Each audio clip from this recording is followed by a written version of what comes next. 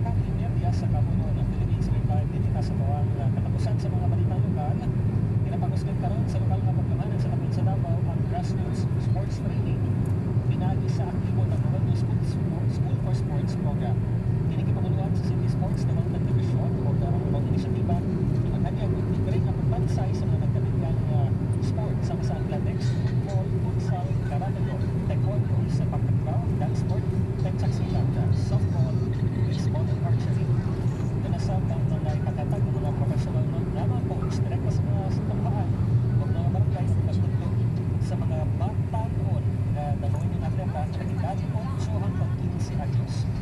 Ang sports clinic na gilusan nito ko ni Baite ang nagdamag sa tulo ka mga tungaan sama sa Davao City National High School, Crossing Bayanas National High School o Ilang Navano National High School.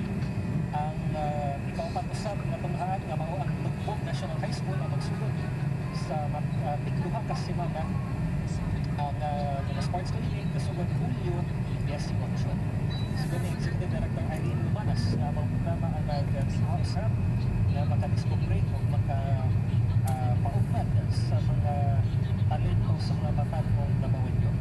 Ngayon na sa ating Sports Division Head, may Dental na Portanera na mga programa na dunay pinasahig-usap na approach pagpamaagi sa pagkatulga sa mga pagbansay sa mga sports direkta sa mga komunidad ay makasiguro sa patas na access o partisipasyon sa isang asaman sa takbayan.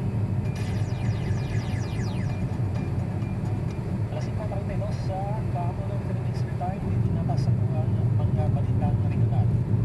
Namayag ang Department of Labor and Employment 11 na ang mga nagpapalitang trabaho kahit ibog yan po magka-access o makapakita ng oportunidad sa pag-empleo isang naman na walay ginayusan na job fairs ang ilang anin siya.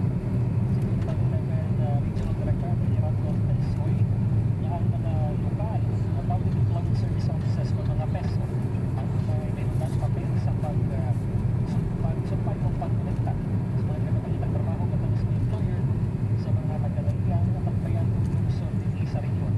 Yawahan ng Pensoy ng publiko na bisitahon ang ilang doon na PESO o bikahabuatan sa Department of Labor and Employment ano sa mga update sa mga ginahagyag ng mga trabaho. Yung mga tag-pension na kinanglan ng institutional life sa mga peso o ilakit ini sa depende sa mga barangay aron napanaplan sa ang mga servisyo sa paghanyag o oportunidad sa empleo.